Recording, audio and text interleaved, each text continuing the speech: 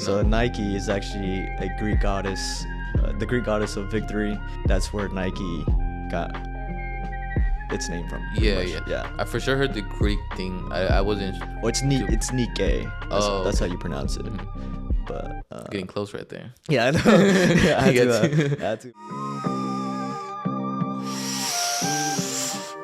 We in the clouds, baby. What's up, guys? It's your boy OG Fabio. We got a very, very special guest. When's the last time you've been on the pod? Damn, bro, probably like 2 years. Yeah, I think it was No. It was before the house. I don't think we even did a podcast in the house. Because we were gonna do that group one, you remember, when AJ and them were there, but then you had to go somewhere. Yeah, I don't know. It's probably been like 3 years then, maybe.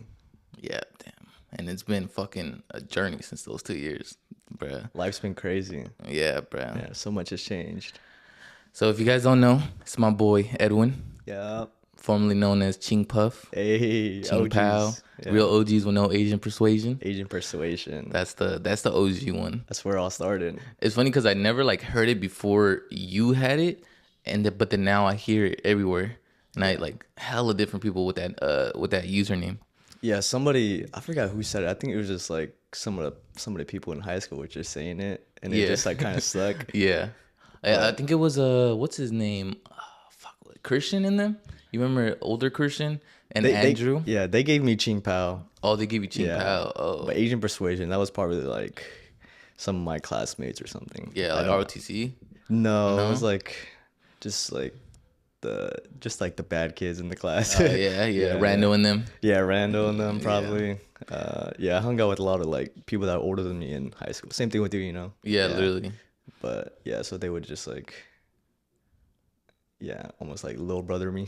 Yeah, for sure. Especially they were fucking juniors sometimes in your class. Yeah, and they'd be so much older, fucking talking shit. Especially Randall. Yeah, I mean, I would never get picked on because I would always just kind of mind my own business, but just be in the crowd just laughing or some shit. Yeah, exactly. You weren't you were in the crowd, but you weren't I wasn't a part of the roast. Yeah. There's no way I was roasting. yeah. No way. Oh my God. I would get cooked. I would be so scared to just even be in that circle. Because just to catch a stray and then everyone starts flaming on you. Yeah. Oh my God. I remember, what's his name? Darius Franklin? Yeah. When he and Tyree. Yeah. Who else? Freaking Jaquan. They used to just flame Jaquan. Yeah, Tyree was the king of roasts in my classes. Yeah. I had him for 5 periods, and he would just be going to war with everybody. Anybody could get it. RP Tyree. Yeah. I had him in I think one class, and he was so fucking funny. He was nonstop just roasting people. It's sad when not only we lose, but sometimes you kind of if you think about it we don't know the greatest comedian or we don't know the greatest singer or greatest whatever, because those are the people that don't do it, the ones that have just raw natural talent that don't they didn't work on the skill, they just fucking got funny, they were just naturally funny. So many fucking naturally funny people. Yeah, that's what I wondered too, how great could somebody have became? Yeah, we don't know their full potential. Exactly. I mean, any fucking pro right now is because they put so much time in the game, right? Yeah. Who are some pros that you look at in the movie industries? Some pros? Damn, I don't really. I mean, the pros, I guess Roger Deakins, he's one of the greats. You got David Fincher. Those are S tier, god level cinematographers, but that's more narrative stuff. Oh, okay. I kind of want to go the commercial route. Because there's a lot more money in it. Yeah, for sure. And with narrative, I feel it can get kind of stale because you're kind of doing the same thing. The shots don't change. You get a master shot, over the shoulder, clean singles. Oh, okay. And there's different variations of it, high, low, mid shot. Mm-hmm. But with commercials, you can get really creative and get spinning shots, aerial shots. Mm-hmm. And for narrative, it has to be a really, really good story for me to kind of like take that job on, which is Yeah. why I left the shoot in San Francisco too. Oh yeah. Like the script was well written, but it wasn't well executed. Oh, okay. So it was a good idea, but it just wasn't like a good team around it to make Exactly. it executed. Yeah. Yeah. Even like it was more unorganized than the. I mean, Encrypted wasn't unorganized. It was kind of like on the fly, but I think everybody was kind of doing it, Yeah. like learning. I think that was different too, because I was also like just happy to get on set, and Oh, like okay. anything I could get, I was gonna shoot. Yeah. But with this one, like I am like every time I'm still like eager to get on set and like shoot, but this one in particular, like this one was paid too. They're Yeah. paying me a good amount of money, but I was just like the director was just trying to micromanage, and like we weren't seeing the same thing. He had a different vision, I had a different vision, and then How hard is it to like fucking like talk to the director and then kind of like not only satisfy his vision but also implement yours? Yeah, it is pretty hard. Well, that's what like pre-production is for. Like you, before you even shoot, you have to talk to the director and see what they want. But I mean, the director chose you for a reason, right? Like he likes your creative style, he likes your cinematic eye. Like you're sending in resumes before you even get the job. So I think the director also knows that the DP has their own vision, Yeah. and like So like a good director will bring that into account. Like he'll bring your style into yeah, a account. really good director will. And the director I was working with, he's super young. He's 19. That was his first feature film. Yeah. I get it. I'm young too. We're learning. No bad blood between us. It's Yeah. just it is what it is. We left on good terms.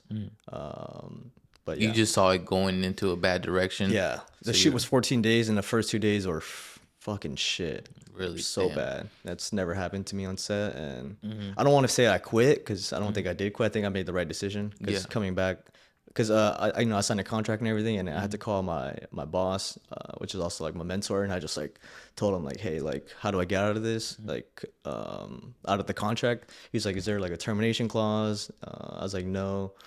He's like, did you sign an NDA? I was like, no. He's like, okay, send it over to me and I can check it out and see what you can do. And then, yeah, he got me out of it. So when you so that was like like was that your first official like sign a contract and this is gonna be the Yeah, that was my first like real big job. okay. Yeah, that was last week or like 2 weeks ago. Yeah. And where did you find it? You just he had oh you said she had a girl had connected you with Yeah, him. so I worked with this girl on two short films. She was the lead actress on those two short films, but she was one of the producers on this film. And she reached out to me because I had DP'd the short films that we shot with her. And she gave a good recommendation to the director. I hopped on a phone call and just kind of pitched myself. And then, yeah, the director liked it.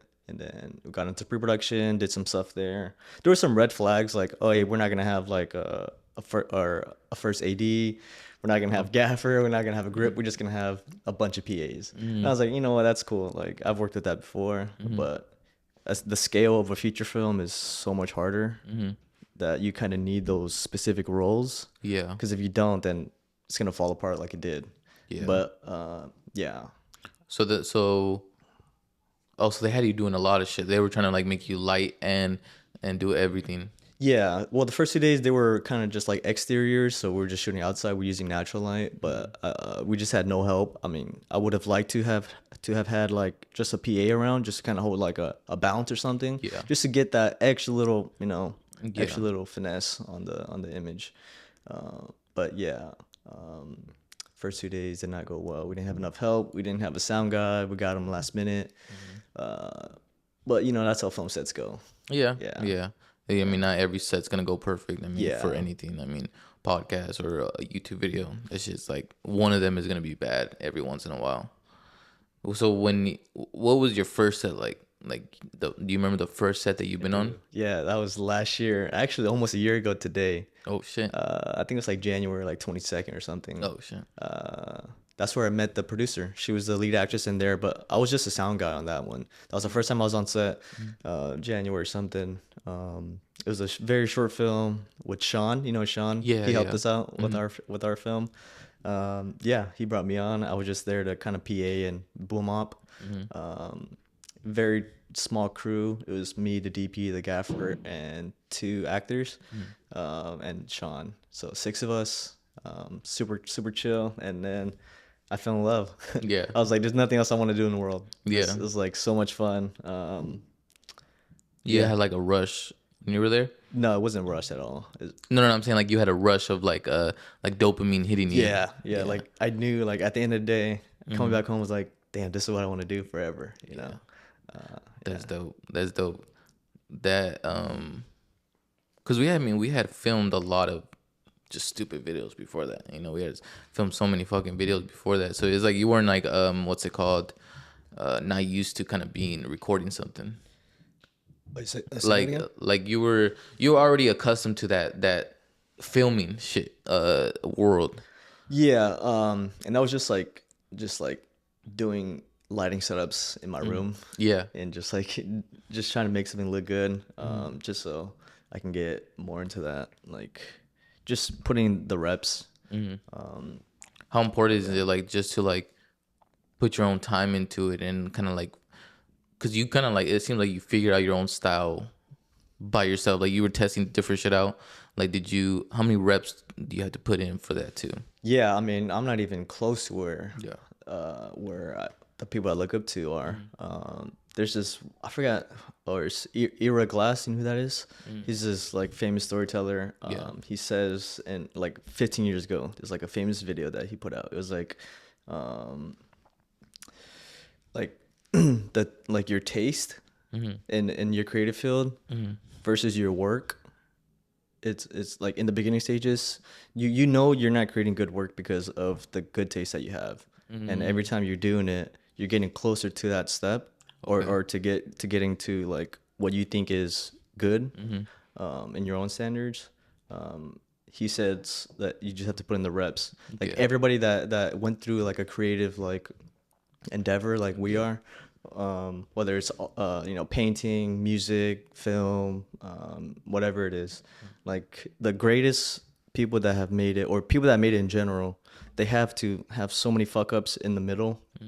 Like he said it took him like 8 years to get good at what he's doing, and Yeah. he does a radio show, so Oh, it's for real? like, yeah, so it's like, Wait, so so he's not a oh, he's a journalist. cinematographer. Sorry, he's a journalist. Oh, yeah, okay. Yeah, Okay. no, he's not a cinematographer. But he's a storyteller. He's a journalist, and he runs a radio show. Oh, okay. But yeah, man, just it's so important just to get out there and put in the reps. Yeah. Just like working out. It's exactly what like working out is. The more reps you put in, the better you get. Yeah.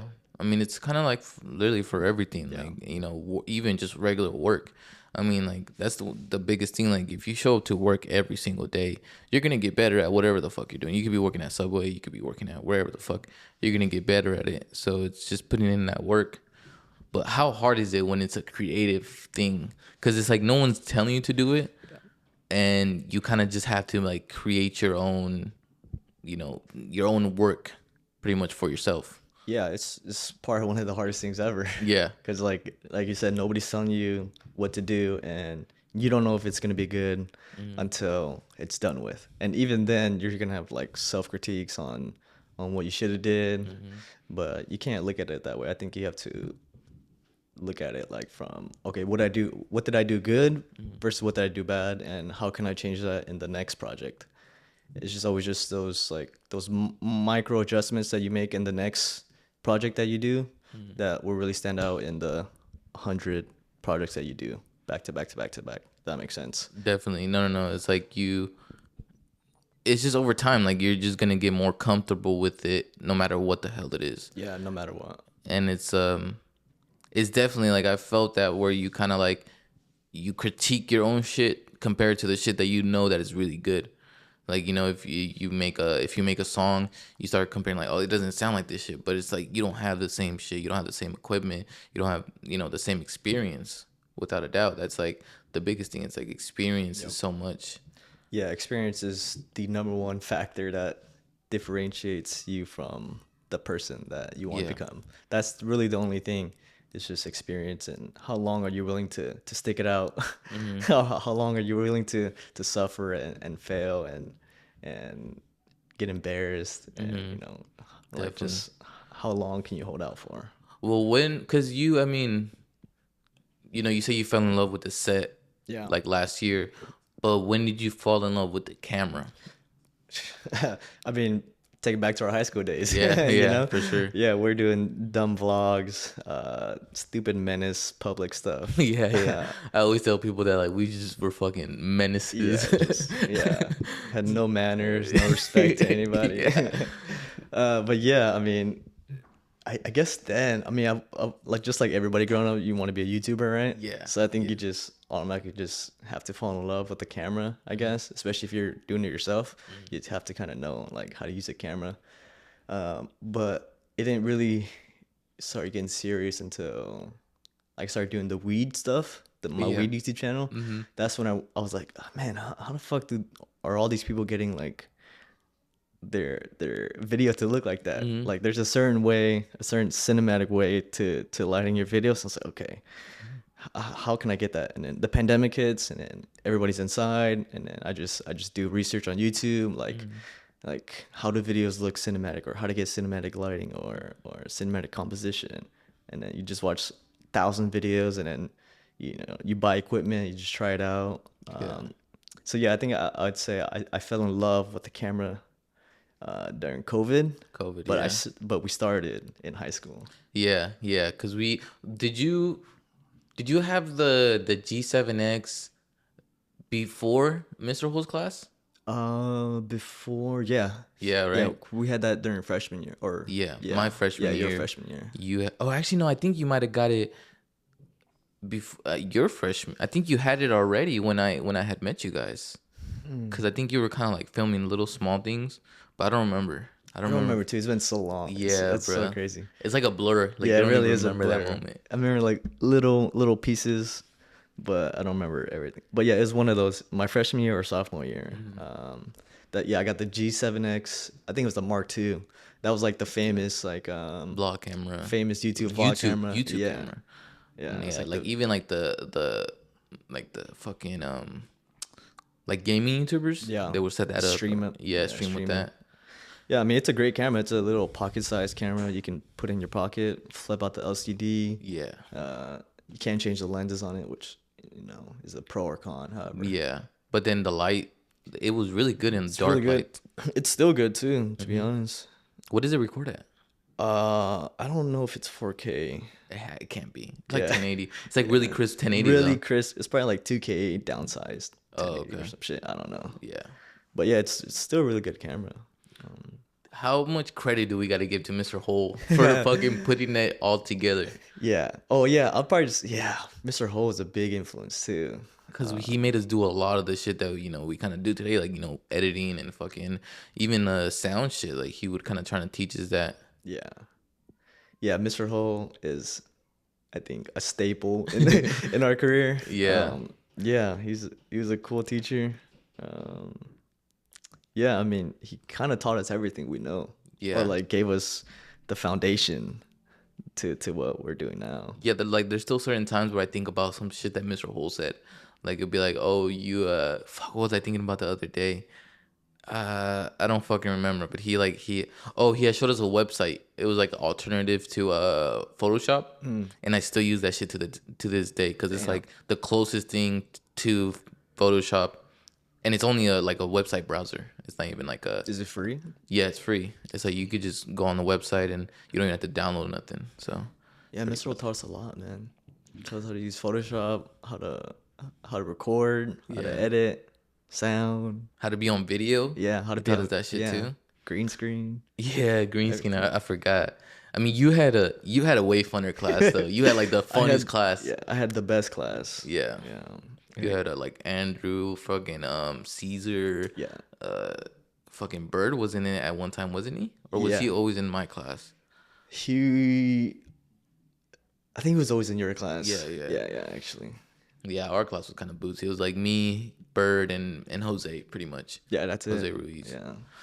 But yeah, man, fucking high school, man. It's crazy how much it shapes us, right? Like fucking, we don't even think about it sometimes. But like, think about all the influences we have from Hmm. fucking from high school. Yeah, those 4 years are crazy, like lifespan in our time. Yeah. like 4 years is not that much, but 4 years in high school, Jesus Christ, I you're a mean, new person every day or a different person every yeah, day. yeah. And fucking next week you're wearing some different shit, Yeah, some new trends, some new fucking shoes came out. yeah.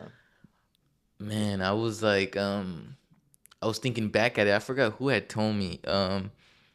He fucking DJ Lionhead. We had done that podcast, and we were talking about smoking. He's like, yeah, man. So you've been damn near smoking, like, I mean, not smoking, doing podcasts for half a decade. And when he said that, I was like, damn, I didn't even fucking think about that. Yeah. I've been fucking, just so caught up in trying to get it better, get it better. But then you like look back, like, damn, I started my first podcast in 2020. Damn. Yeah, so it's like that's already like 5 years ago, pretty much 5 years ago. 5 years Yeah. ago. Yeah. But then I started thinking about other shit like that, like fucking. I've been smoking for a decade. I mean, damn near a decade. If you, 20, what was that? because we started smoking in 16? 17? 2017, I believe. You guys might have smoked your freshman year, but we started for sure smoking like my sophomore year. Yeah, no, I didn't take a hit of weed until I was 17 or a junior. I was in junior high school. That's the first time I ever smoked weed. For real? Yeah. Oh, I thought you had smoked it, your freshman year. No, no, hell no. If I did, I would have been a different person. Yeah, yeah, for Yeah, sure. there's no way I would have For been sure. RTC. Because we were just drinking and shit when we had parties, when we were Yeah. having parties at your house mostly. Yeah, I think that's why we're so done with it now, or at least me. Like, Yeah. fuck, we did this so young. Like, Yeah, it's kind of every weekend, it's just yeah. like It's kind of the same shit every same time. shit. You just get really drunk. You're with the homies. You guys fucking damn near crying, fucking emotional and shit. Everyone's like, "Bro, I love you. I love you." But that's the fun in it sometimes. Like, it's a good like like a mental break, I guess. Yeah, for sure. A little reset. But I just can't, bro. Every weekend, nah, I can't do it, bro. Yeah, and every weekend thing is kind of crazy. Maybe like even once a month now feels like Yeah, a yeah. lot. Like it has to be like a special occasion, like okay, it's someone's party or someone's birthday or something. Yeah. But it's like it's especially the feeling after. That's the worst for me. I think like during the drinking, I don't mind it, but then after, I'm just like so demotivated, like that hungover feeling, like you don't even want to get up in bed. Yeah, and then your day is gone. Yeah, Kind of. It's like literally. fuck. The whole day is just about recovery. Yeah, Cause you're like at 40%. yeah. Nothing you drink or nothing you eat is gonna make you feel better. Yeah. Like it'll kind of make you like sober, little pho or something might make you feel better. But You're still gonna be like sluggish a little yeah, bit. Like you know something's off. Like, Yeah. you don't feel 100, which your you're not. equilibrium. Yeah. Well, what is it? What is your liver? So it processes through your liver, right? Yeah. What do you? Does it go to? What does it fuck up in your brain? That's what I want to know. I think it's just like, cause I don't really know, to be honest. I It think it's must just be like your equilibrium, right? Because think about when someone gets knocked out, they Mm-hmm. almost look like they're fucking dead, fucking punch drunk and shit. yeah, I don't really know, to be honest. We If we were on a podcast, I would have said some dumb shit. Yeah. But people are listening to this, so I don't want to like sound so. it's gonna be some bro signs. Yeah. Oh yeah, bro. It goes through your veins and through your I blood. don't know. I mean, I think it breaks down to like sugar or some shit, Uh-huh. alcohol, and then I think you just get like, I don't really know, to be honest. But I know I'm onto something. yeah. We're gonna investigate this Yeah. after the pod. Yeah. But yeah, man, like what's so when you're like choosing projects now, so like you have a lot more work and you have a lot more, portfolio. Yeah. What are you looking for nowadays? So to be honest, like I'm not getting a ton of work. Mm-hmm. I'm still I'm like by no means am I established yet. I'm, Yeah, I'm yeah. like so like new to filmmaking in terms of like years, because people around me have been in it for like 5+ years. They Yeah. have so much more experience. I mean, I really choose just, it's not really, I mean, it kind of is about the project, but it's really who's working on the project. Okay. I mean, sometimes you go into it not knowing like who's working on it, but Mm-hmm. if I could work with the people that I know already, then I'm gonna go that route. But I mean, I don't know. I like to meet new people too. So taking on those new jobs is a great way to network and just kind of put yourself out there more. But right now, I'm looking for more like commercial style stuff. My boy I'm really tight with, he does more narrative stuff, so he's like the only guy I'll really shoot like narrative with. Uh-huh. But yeah, I mean, I'm not really picky. So what's the different styles of like of cinematography? Because you say there's like commercial and then there's narrative. Is there more than that? Yeah, so there's commercial, narrative, documentary. I mean, those are like the three main ones. I don't know what else you could be. I mean, you have the YouTubers that are kind of like they're Yeah, just cinematographer, like they like like videographers, I videographer, guess. yeah, Yeah. nature, more like Yeah, landscape, wildlife stuff yeah. maybe. Yeah. Yeah, so maybe like a handful, five. Yeah, those are the different styles. I want to shoot a documentary, but I just don't know what on. Um, yeah, I don't know. How different is it than like just a regular film? Because like, is you think it's harder or easier? A documentary? Yeah. I uh, I think it's so much harder because you're working with just the realism of the world and like everything is so natural. Like if you're shooting a documentary and you're following a certain person, you Yeah. can't carry a huge camera and 10 lights Yeah, because they're yeah. always on the move, Mm-hmm. and you don't have time to set up and make things look pretty. It's just raw and it's real. Yeah, yeah, for And I sure. think for me, that's the hardest part. It's just using like natural light because I want everything to look so good. It's like, Yeah. fuck, like I could have did this or that, uh, but for documentaries, it's so like story focused. Like it doesn't really matter what it looks like. If the person is so interesting or the thing you're documenting is so interesting, it doesn't really matter what it looks like to a Yeah. certain extent. Like It almost adds to it a little bit too. Like when you see a documentary, it's kind of more raw, more yeah, rugged. yeah. The production company I work with, Hidden Temple, they're a documentary based Oh, like okay. like production company, Mm-hmm. and like I've been learning so much from that side. Like some of the best cinematographers started out doing documentaries. Like Okay. Roger Deakins, he's a journalist. Um, yeah, he started off doing documentaries. Danny Gavers is a YouTuber, but he does some documentaries. It's just really working with the story and what you have. Mm-hmm. That's why I think they're some of the best because they don't have all these fancy stuff. Yeah. Like they started off with a good foundation of what can like I have to use everything at my disposal right now. Yeah, like if you go to someone's house, you can't just fucking bring a whole crew with you. Yeah, exactly. You got to bring Yeah, like two or three people, maybe yeah, the director and like a few yeah. assistants. Maybe a director and a sound guy. Yeah. That's about it. Mm-hmm. And the cameraman. Well, like when you right now that you're like looking to do a documentary, what are you kind of like looking for? Are you just looking for like really inspirational stories? I think it has to be something I like, Mm-hmm. whether it's like martial arts or maybe documenting another cinematographer, Okay. like maybe like what they do on a day-to-day basis or their workflow. Um, my boss, he told me to go, he's like, just ask your mom what her favorite dish is, Mm-hmm. and just document that, like her Yeah. process of making it, like what it means to her. Mm-hmm. Where did she learn it from? Why does she like it? Just Mm-hmm. stuff like that. Yeah. And I think it's a really fun idea that Yeah. we can do in like a day.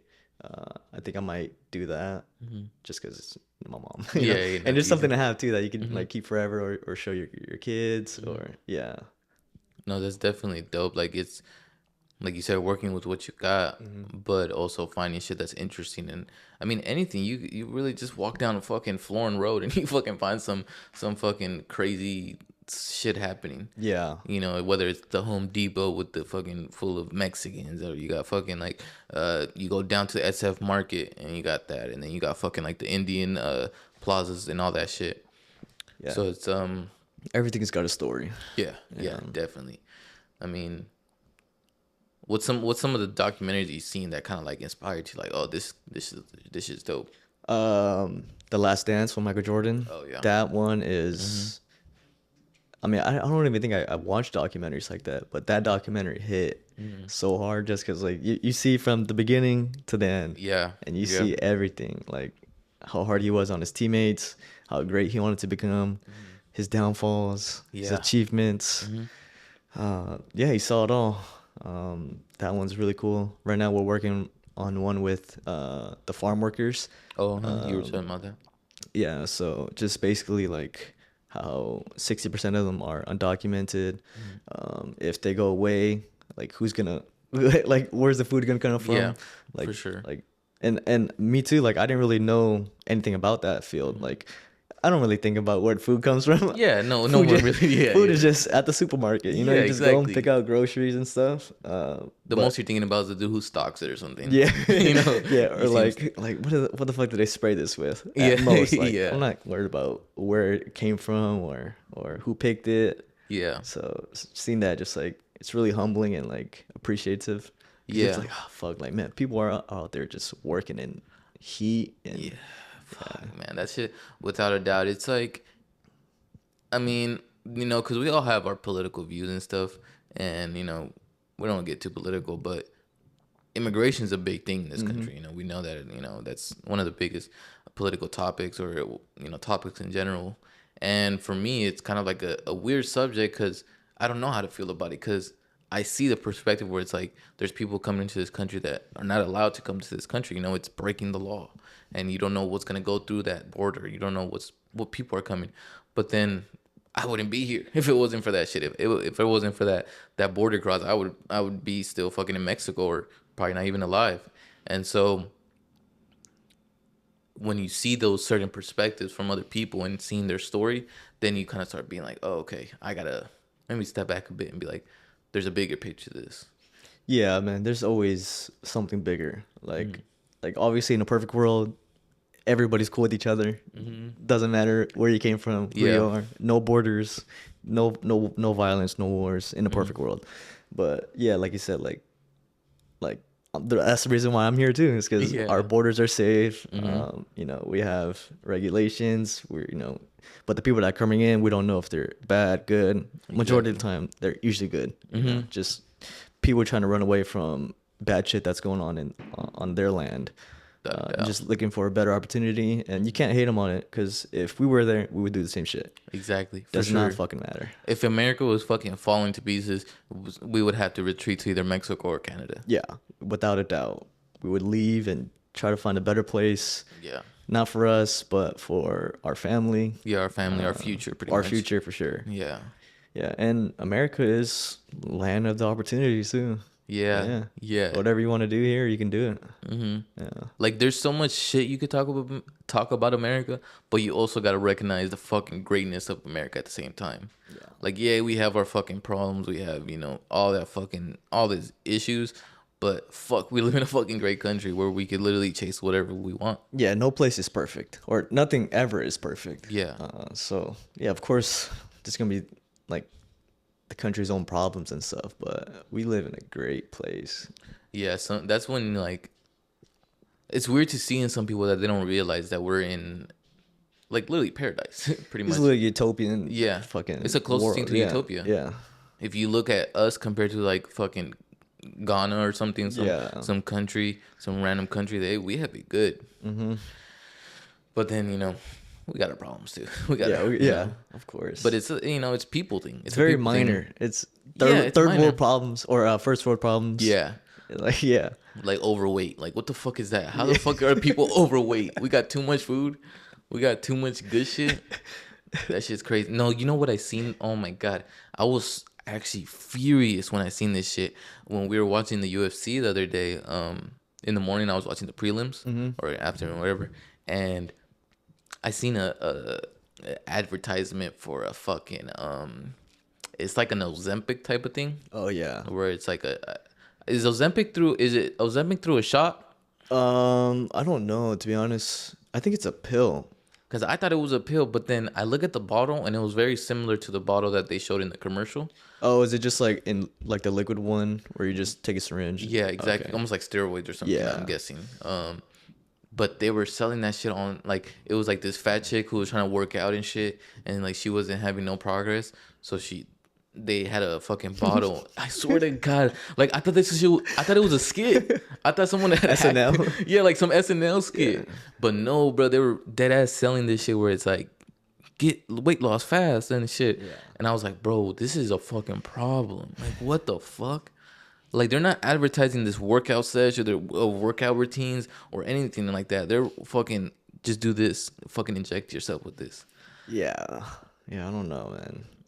That shit is weird. The shit that fucking that's put through TV nowadays.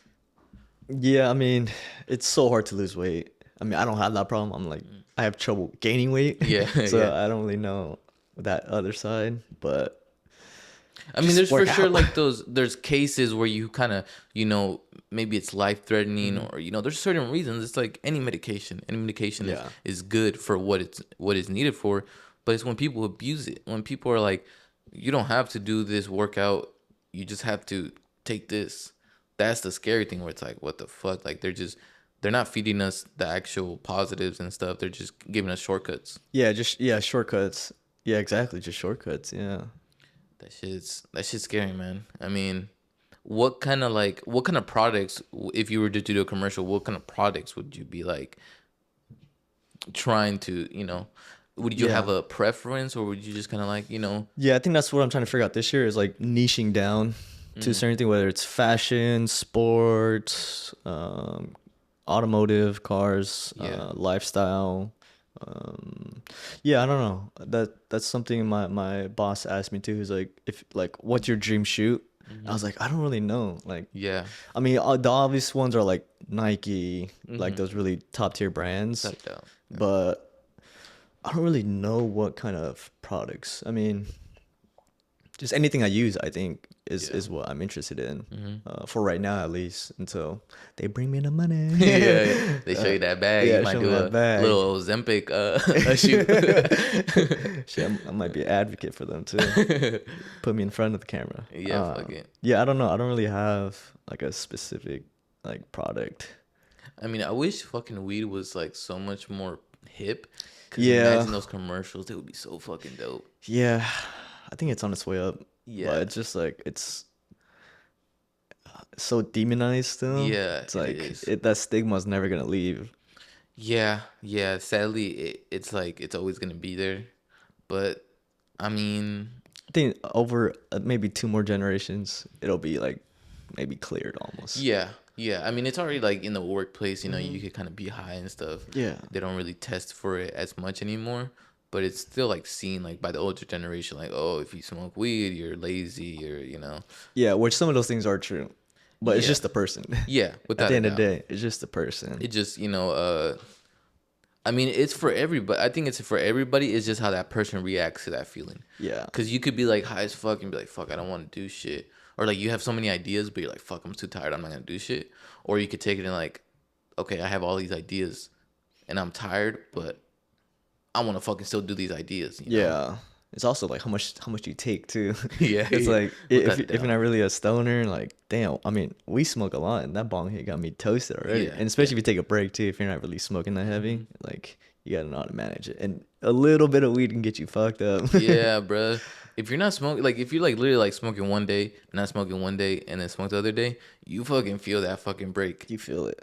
Yeah. And it kind of sucks because sometimes like you smoke too often, and then you just kind of like don't really get that same high no more. Yeah, I think that's what the breaks are for. Yeah, Those tolerance breaks, and you just come back like, God damn, yeah. I missed You this. start appreciating it Yeah, more. you appreciate it more. Yeah, freaking I get so fucking lit now. Like ever since that first tolerance break I took, when I did sober October, I felt so much like a whole different high now. Mm. Like it's like a whole like it feels like that old high, like that fucking high school high. High school high. Yeah, Yeah, and it feels good. It feels feels way good. better, way I better. know.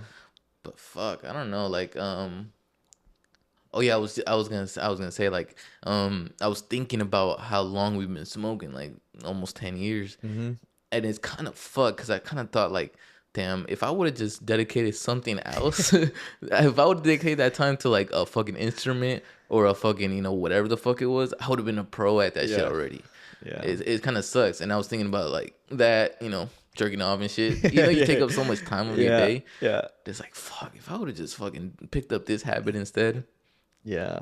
Well, I mean, at least we can look back at it and say like, or at least we can reflect and we know what's wrong. Yeah, That's yeah, a good thing. for sure, Yeah, for sure. You went through that experience, or we went yeah, through that experience, and now we know. Like, yeah. okay, Now we know. yeah, Say now we know. okay. So we're, what is it called?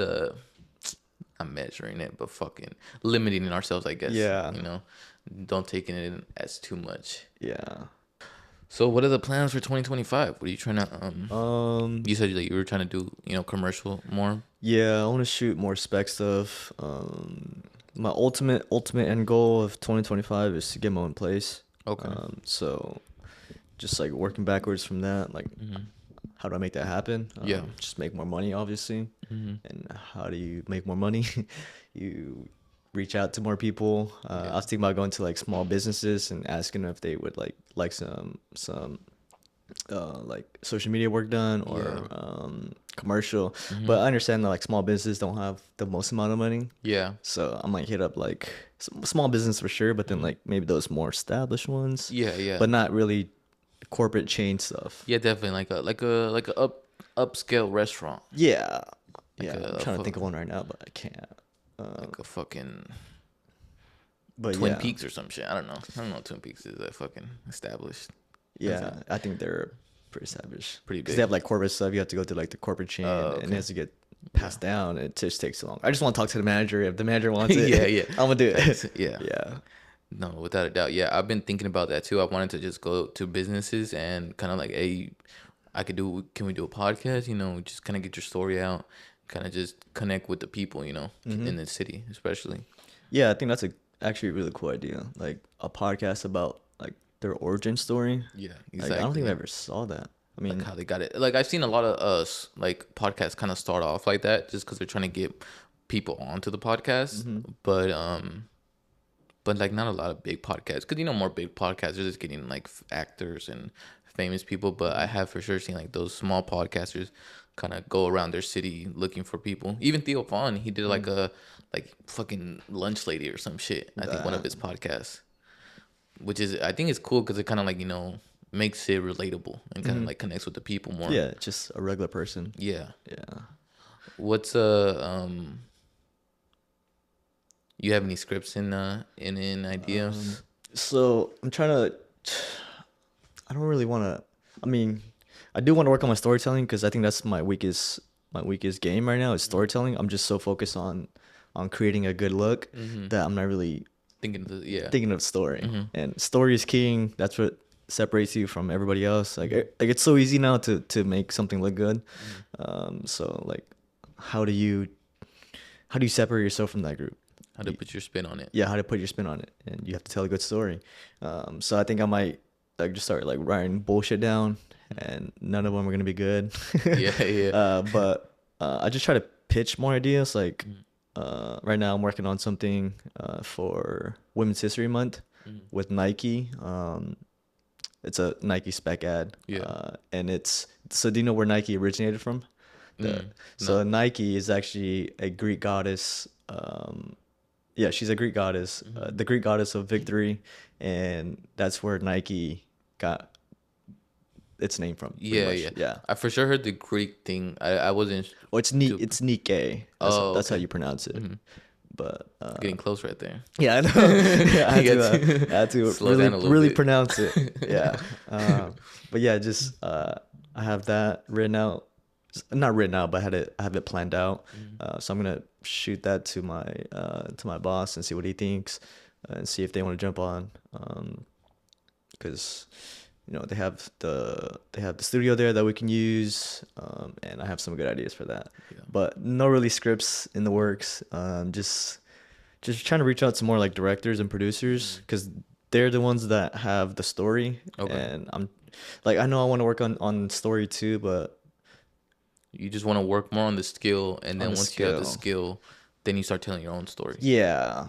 Um, yeah, so yeah, nothing really in the works right now. Okay, okay.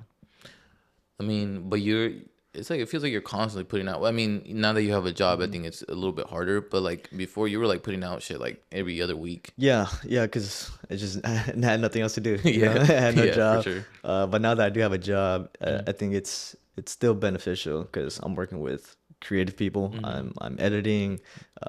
If I have any questions, I can ask. And I'm working with people that have some skin in the game, and they know so much more. You're just Yeah, picking up game. just picking up game, just picking at their brain. Just trying to get an edge any way I can, and really just shadowing and seeing everything that they're doing, and just putting that into my own game. Yeah. Yeah. What's the biggest challenge with like because I mean it's not a big team, is it? No, it's only 4 of us now. Okay. Yeah, it's a Okay. very small team, but we do a lot of great work. What's your guys' like biggest challenge sometimes? Like, Biggest challenge, for like the company. just like when you guys maybe are working together, when everyone's together, or is everything just pretty seamlessly? Everything is pretty seamless. Like we have really good chemistry. So there's 4 of us on the team, but one of us. So it's the 2 owners, me, and then the producer. Okay. One of the owners lives in Bali, so he works remotely. Oh, okay. He used to live in Sac, but he moved to Bali recently. So I guess maybe that's a challenge because working remote, it's hard, and he's like Oh, okay. 13 hours ahead or some shit like that, some crazy amount of hours. So when it's night for us, it's day for him, and when it's morning for us, it's night for him. Oh shit. So it's like hard to communicate that sometimes, especially when you're on set, and he usually acts as the producer, Okay. but remotely. So it's kind of hard to like. What is You know. that's what I was gonna ask you. What does a producer do? Because I don't ever get Yeah, that. yeah, I never understood too. But producer is just basically in charge of production. So basically the whole project, like the producer is in charge of reaching out to the head management of each department. So whether it's DP, gaff, grip, Okay. production design, sound, the producer is really just in charge of getting everybody on the same page. Okay, And kind of allocating funds where they need to go. And there's also other types of producers. So you have line producer, location producer, production producer, and all those other things. So there's so many roles in it that I don't know. It breaks down into just more than a producer. One Yeah, producer. there's so many different branches. Yeah. Like it just trickles down, and it's like chain of command. You get one guy at the top, and then Yeah, it breaks down to 2, and then 4, okay. and then yeah. Damn, I never get because I would always hear produce, but I never got like the actual job of it because it was just like, well, what are you actually doing on the set? But Yeah, on set, they're not really hands on. They're more, if you have a question, go to them, and Okay. they can source it out. Oh, okay. And they're basically problem solving. Yeah. Like there's so many problems on set. So yeah, Getting everybody there on time. everybody there on time, making sure food is ready when it needs to be, making sure other people are doing their job pretty much. It's basically what producer is, making sure everybody else is doing their job. Okay. You're just kind of overseeing everything. Yeah. Yeah. I mean, damn it, I didn't even think of like how hard that would be too, because it's like you have to have everyone pretty much show up, like especially the actors too. Like getting the actors and shit, that would be fucking difficult. Yeah, the actors, they have their own like casting producer. Okay. So that's another type of producer. And then they also worked with director. Sometimes it's a producer, not really. It's just if they need something, they can just go to them. Like, hey, like, I don't know, at the highest level, it's probably like, oh, I don't like this room. Can we switch it or whatever? Yeah, I don't know. Yeah, it's a world. It's definitely a world. Yeah. It's so crazy because like any really like hobby or like a passion of anybody, it has their own fucking world in there. Yeah, and you don't know until you step into it. You're like, holy shit. Yeah. There's so much going on behind the scenes. Yeah. Behind the scenes, and then like references and like fucking like fucking we call it like core, like Core. UFC core, or like kind of like the lore behind it. Oh yeah, yeah. That that story behind it. We'll get like stupid UFC jokes or some Yeah. shit that nobody fucking like gets. inside jokes and stuff. Yeah, like you fucking make like a fucking Matt Hughes joke or some Yeah. shit. No one knows. Is it, even a story writer or someone who fucking reads hella books, they're gonna get so much more deep into that shit. Yeah. and professionals too. Like even the stupidest things have like their fucking crazy professionals that like are fucking crazy at that shit. Yeah. Like fucking yo-yos or some shit, you Yeah, know? yeah. There's always somebody great at something, no Yeah, matter what it is. yeah, The best sweeper, the best electrician, yeah. the best painter. Yeah, and like I love seeing greatness. That's why I've been watching like basketball recently. Hmm. But, like I'm not really. I used to play basketball back in like elementary, but Yeah, just for yeah. shits and giggles. But seeing like the greatest to ever do it in their field is something special. Like I was just watching LeBron, Kobe, Hmm. Michael Jordan, Derrick Rose. Hmm. Right now I'm watching like LaMelo, Ant-Man, Hmm. John Morant. Some of Yeah. those guys, and like it's so crazy. Like, do you think the competition now is so good that it's so hard to become great? Like everybody's so damn good. It is. It is. Like, It's like kids nowadays, they'll be 11 and they'll be dunking on fucking yeah, people, fucking windmilling and shit. yeah, It's I mean, it's with everything, right? It's with everything, like down to UFC, down with fucking yeah. fucking whatever it is.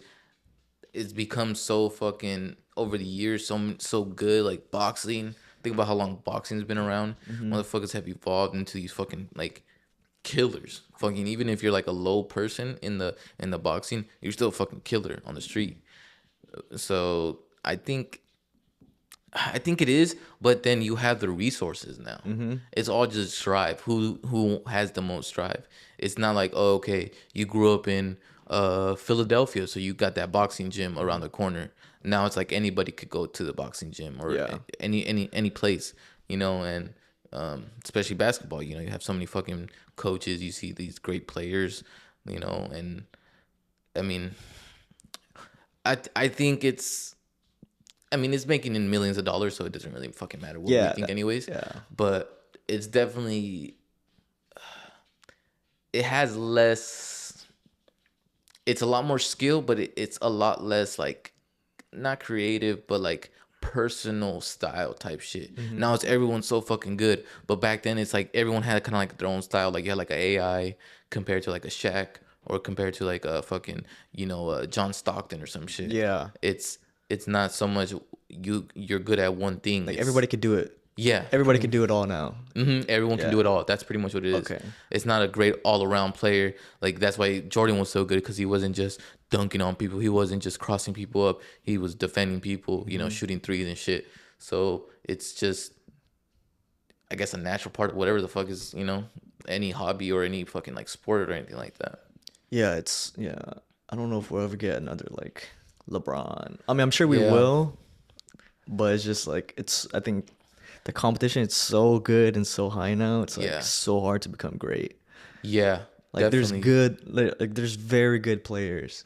I mean, I don't know. I mean, Or I mean, I don't watch it. Ant Okay. Man is like fucking. But that's the thing. Yeah, it's like it's hard to differentiate yourself from a great group, because now you got to be uncommon. Like David Goggins says, Yeah. uncommon amongst uncommon people. Yeah. Back then, it was just like you're an uncommon, and it was just like there's a bunch of just basketball players, Yeah. and some of them weren't that good. Yeah, I think it's a lot easier to stand out back in the days too Yeah, than it is now because everybody's definitely. so good. Uh, and also like damn, what was I gonna say? uh, damn, I don't know. I lost it. I'm gonna start doing in the clouds moments where we just like blank out because Fuck, bro, it's that so shit good happens too. so much, bruh. It's about basketball. Kobe, LeBron, No, it's about MJ. Ant-Man. Fuck, Oh what I was fuck. gonna say. Oh yeah, yeah, yeah. So like, do you think we don't recognize their greatness because we're watching it now versus we're watching these guys from the past, like Mm, LeBron, Kobe, Jordan? yeah. Like, Fuck. we're not appreciating the moment now. We're just like, oh yeah, he's good. But then once we look back, like, nah, he was great. Yeah. Damn. I didn't think about it like that. Yeah. I guess we are living through it, but I don't know. I think it's just. I don't think so, man. Because you still have those people that stand out, like Mm. a fucking LeBron, Curry, Ant Man, but. Definitely, like it's a lot of people don't get their respects until after. Hmm. That's what they say for death. They don't recognize a great artist until that motherfucker's dead. Yep. So it's definitely maybe like a you look back and you're like, damn, that motherfucker was really that. He was that motherfucker. He was doing that shit. Hmm. I mean, it's like Shaq. Like looking back at what the fuck Shaq was doing back in the day, fucking breaking rims, breaking Yeah, backboards and shit. backboards. He was a fucking monster. But then at the time, it was probably like, oh, okay, this guy can just dunk a lot. He could just dunk. But I mean, I guess it's just people also hating. You know, Yeah. there's gonna be a lot more haters while that person is doing it than fans looking back in a few years. Most of them are gonna be fans. But for sure, you don't appreciate what you got until it's not there, right? Yeah, that's true. That's very true. I mean, it's as you were saying, like it's just such a so evolved now that not taken, it's not appreciated as much because we've already seen everything. We've seen 360 windmill dunks. We've seen someone shoot over somebody. We've seen half court shots already, and it sucks because it's like I keep saying it, but it's for everything because it's like even podcasts, like you don't um like there was only a few podcasts back in the day that those podcasts are now huge, Hmm. but now there's so many fucking podcasts. It's hard to stand out with so many podcasts coming out. Yeah. Yeah, it's hard to stand out nowadays because everybody's so good. Like, there's so much information out in the world that, Hmm. like, you can get good at anything. You Hmm. just have to put in the time. Yeah, for sure. There's so much information, so much knowledge, so many people offering free services, Hmm. like people that are really good. And yeah, it's so good, so easy to get good at something, but so hard to get good, Yeah, at yeah, the same literally. time. Yeah. Cause Yeah. it's like so fucking like it's so simple. Just be like, just do it. It's literally it's a Nike term, but it's literally just do that shit and you're gonna get good at it, no matter what the fuck it is. But it's so fucking hard at the same So time. so fucking hard. Cause it's that thing where no one is telling you to do that shit. No Yeah. one's telling you. Your parents are not telling you.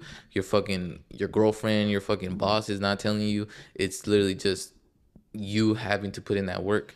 Yeah. Yeah. It's hard, man. It's Consistency, discipline, that shit's so hard. You know what I was thinking? I was thinking about this shit the other day. What time is it? Okay, we're getting around 10:30. Um,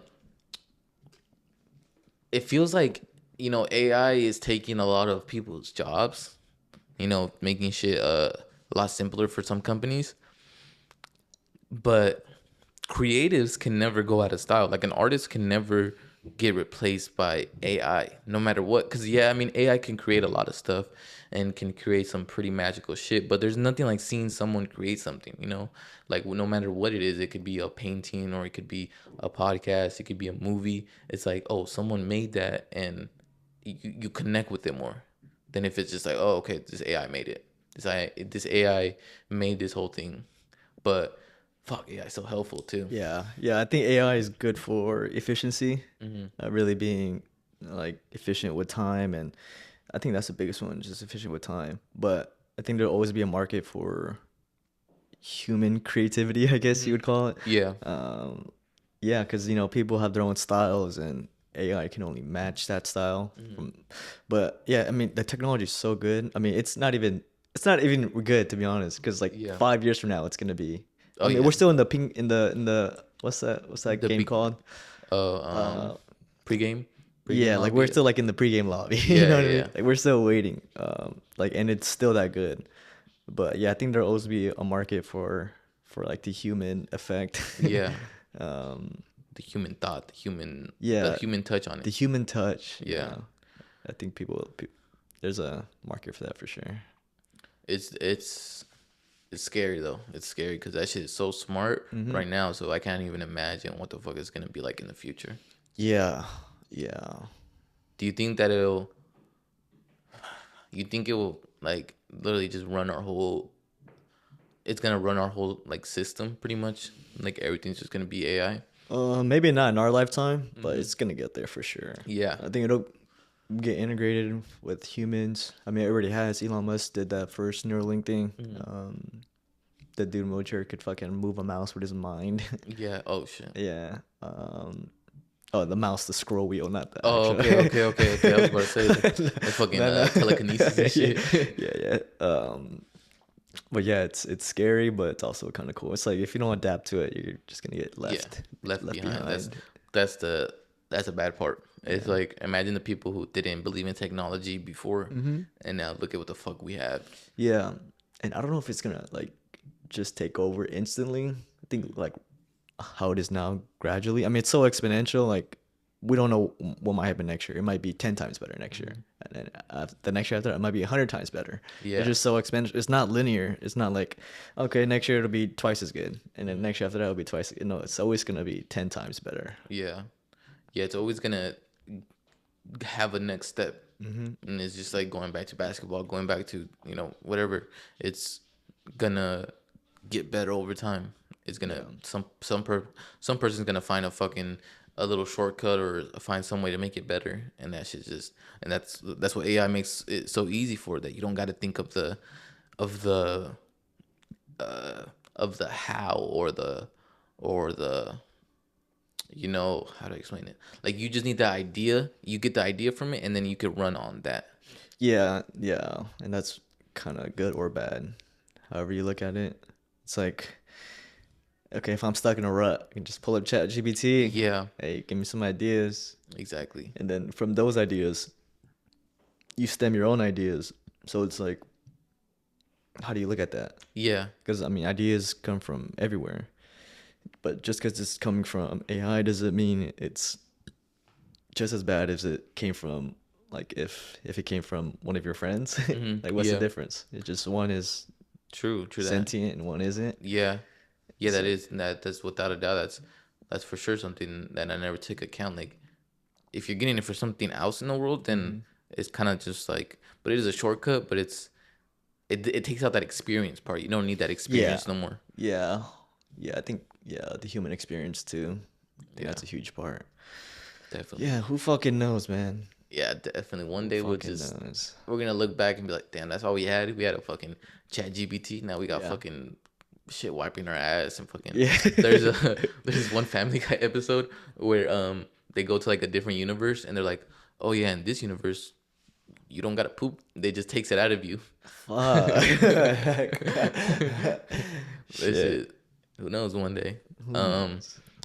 Something I wanted to ask you. Because you've always kind of been, a disciplined person, or not, not so. Yeah. Sometimes you steer off of it, Yeah. but you come back to it most of the time. When did you decide? Because we both read the book War of Art, and I don't know if you remember the term turning pro, Yes. where you kind of like you go from amateur to pro.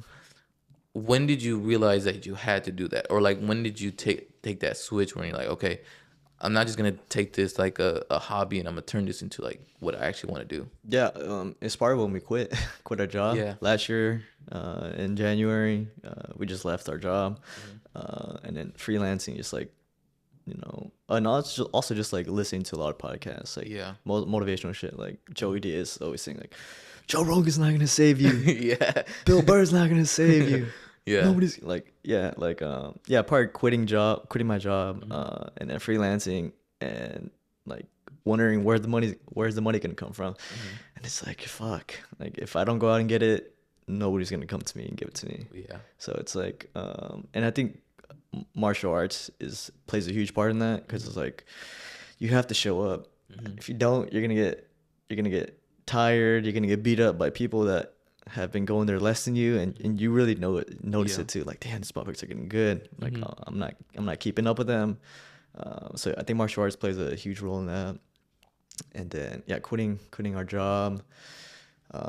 So like when we quit our job, like, because we literally quit like pretty much the same time. Yeah. Was it like how long ago before that were you like already like, damn, like what am I doing? Yeah, I mean, I've always felt like that, I think, especially like during COVID too. I think that was a big realization for everybody. It's like, what do I do now? Yeah, like, yeah.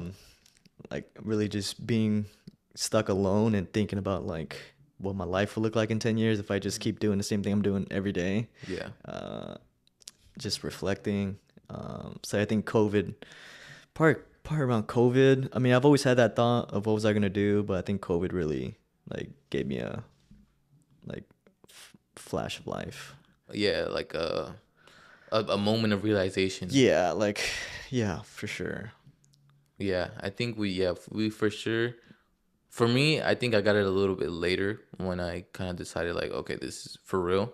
But kind of when I had quit the job, when we had to quit the job, like the month leading up to that, I was just so fucking like in my head thinking about what the fuck am I doing? Like, Hmm.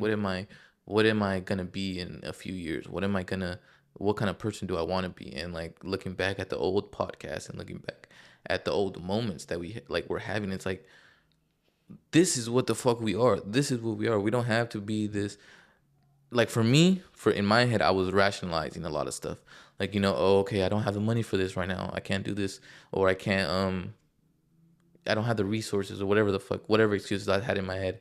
It was like rationalizing, like, okay, your dreams can wait, but it's like, and then like once you wait, that time is gonna be there, and then you're gonna do the same thing. Yeah, yeah, and while you're waiting for that thing to happen, you could be working on, Yeah, other things that are in that same field or whatever.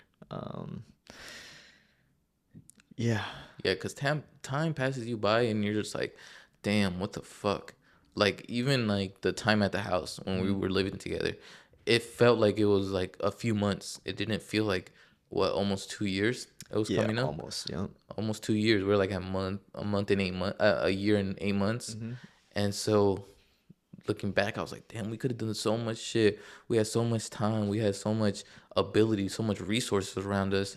We didn't need this fucking crazy fucking studio or fucking cameraman everywhere. We just Hmm. needed us. We just Yeah. needed to do it. But we got distracted. We got sidelined, which I mean, of course, we were working, we were doing shit, but we were putting our shit to the side, the shit that we really wanted to do. Yeah, really prioritizing what you want in life, and like happiness is like something I prioritize so much now. Yeah. Like back then, like I wouldn't say I had like depression. Like I don't think I've ever had depression. Hmm. Like because I'm like so grateful for everything that I have. It's Yeah, like fuck, like it could be so much worse. Somebody always has it worse.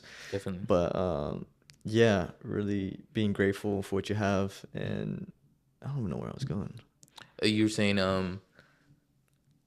fuck, we were talking about, that moment when you were,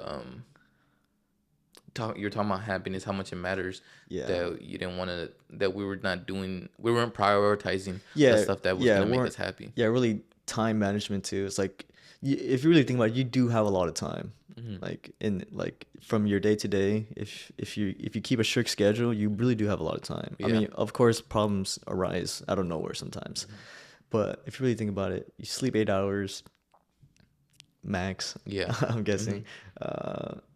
Work 8 hours. That's 16 hours gone, and then maybe what 2 3 hours to eat Yeah. max. Hmm.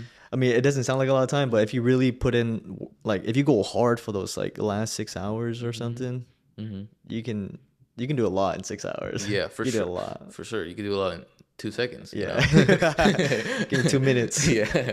But no, definitely. Definitely when you start prioritizing your time and you start thinking about the shit that actually matters instead of like bullshitting yourself for fucking like 2 hours of the day, Yeah. do something with those 2 hours. Do something like, it doesn't have to be that, crazy or, super fucking hard. Like you don't have to go super hard at it. But instead of, just wasting those 2 hours, you just put your time into something that's Hmm. gonna feed back to you in the future. Like maybe you don't feel it at that moment, but you take that sacrifice at that time so that you feel that sensation, later in life. Yeah, I think delayed gratitude is like so huge because we're so used to getting things now, and we want Hmm. things now. Yeah. We want things to blow up because everything's moving so fast. Yeah. But like some of the greats have gone through years of not getting any attention Hmm. or not seeing any progress, but it's just the ones that keep going that make it. Uh, you know, one day out of 8 years could just pop off. You Exactly. know, Exactly. and That's it the. might be tomorrow, but Hmm. if you don't try tomorrow, you won't know. Who knows? But if you're always constantly looking for it, it's gonna come a lot later. I feel like if you don't start realizing this is what we gotta deal with. Um, if you don't realize it in the moment that you're doing something great, that the process is part of it, Hmm. then you start losing the passion. You start losing the drive for it because then you're just thinking about what's my next result. What's my next result? You're not thinking about how am I getting better. Yeah, I think that's one thing I'm trying to work on too. Like, I want to DP the rest of my life, pretty much. Like, there's nothing else I want to do. And with the DPs that I look up to, they all say we sucked in the beginning. Yeah. You know, we just kept at it, never gave up. And DPs or anything in the world that you do, you only get better through time and through experience and through effort. So like the first 5 years are gonna suck dick. Yeah. They're gonna be so trash. And you just gotta keep going. It might take 10 years. It might take 15 years. Yeah. But that 16th year might Hit change. Yep. Might fucking change. All it takes is 1 day, 1 year, Yeah. to really flip the script. And sometimes you gotta like look back sometimes and be like, you know what, I did get better in these 4 or 5 years. You know, even if I'm not hitting these accolades that I do want to hit, I'm still reaching a next level every single year or every single, you know, few months, whatever. You're reaching that next level because you're putting your time into it. Yeah, and I think comparison too is, there's a great quote. It's like, comparison is the thief of joy. Yeah. It's like one of the greatest quotes ever. And it's like, yeah, you always constantly, or at least myself, comparing myself to people I look up to, but that's normal because, you know, they inspire you. But then also compare myself to like my peers, like, fuck, like that shit was so good. Yeah, my shit's so trash. Definitely. But they're probably thinking the same thing too. Like, damn, this guy's shit is so fire. My shit's so trash. So it's like, you just have to believe in yourself. And like my boss tells me, he's like, tell yourself you make the dopest shit ever. Yeah. Like, you make the coolest shit, even if. Like, obviously, you still have to be humble. Yeah. And you know, do it in the right way. But think nobody can fuck with your shit. Yeah. You know, make sure everybody knows that you make great shit. Yeah. Definitely. You see that with a lot of artists. They have that belief in themselves that I'm the greatest at what I do. Yeah. I look up to other people, but they're nothing compared to me. Yeah. Because I believe in my art. And, you know, it's, some people will say it's, you know, cocky, arrogant, but then those are the people that sometimes they didn't put the initiative to put their and also drive into they're it. Scared too. Yeah, I think they're scared. They're scared of failing. They're scared of not reaching their potential, or failing even at that. Yeah, it's definitely a lot of fear of stuff. Yeah, a lot of fear of embarrassment, fear of you know, failing, a lot of that stuff. Yeah, that's why I give so many props to people that just put stuff out, good or bad. You know, you're showing your worst stuff and you're showing your best stuff. Does not matter. Like, if you're willing to put yourself out there, all respect to you, because, you know, you're giving people a target on your back. Yeah. They can throw free shots at you. They can make themselves feel better. Yeah, definitely. It's like there's so much shit on the internet that it's so easy to hate on, but everyone just wants to do their own shit. Everybody, if they love posting fucking cooking videos of them fucking cooking naked or whatever, if that's what they fucking love, then let them do it. Yeah. Motherfucker, we hating on it when it's someone's creative process and someone's, you know, maybe that's their dream. Yeah. I was just listening to Kevin Hart and Joe Rogan podcast, and Kevin Hart was talking about it's so easy to hate. Yeah. He was like, why the fuck are we using these microphones? Yeah. Well, like, yeah. fuck, like all these paintings in here. Like, it's so easy to hate. Yeah. You could just look at anything and just hate on it. Like, yep. But it's so hard to appreciate something. So hard to appreciate. Yeah, like so hard to compliment some people sometimes. Oh, you're a hard worker. You're this, you're that. Because it feels like kind of like you don't. It's just a feeling that sometimes you get like, I don't know if I'm supposed to be doing this, but it's fucking good. It's a good thing. Yeah.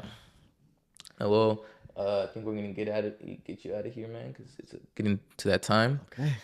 Thank you so much for being on the pod. Yes, sir. And, we hopefully get to do this again most definitely. very soon. Yeah. You got any final message for the people? Tell them where to check you out. Tell them the shits. Yeah. Just my first name, last name, Edwinn Heu, EDWINNHEU. That's me. Anything to say? Shit. I mean, just keep going. Yeah. Yeah. Just keep going. Nothing changes. Just keep getting after it. Definitely. Yeah. Yeah. Well, definitely appreciate you for being here. Make sure you guys go check them out on pretty much everything. I'm gonna have all the stuff linked in the description, so you guys know what to do already. And as always, stay in the clouds. Jeez. We at ya.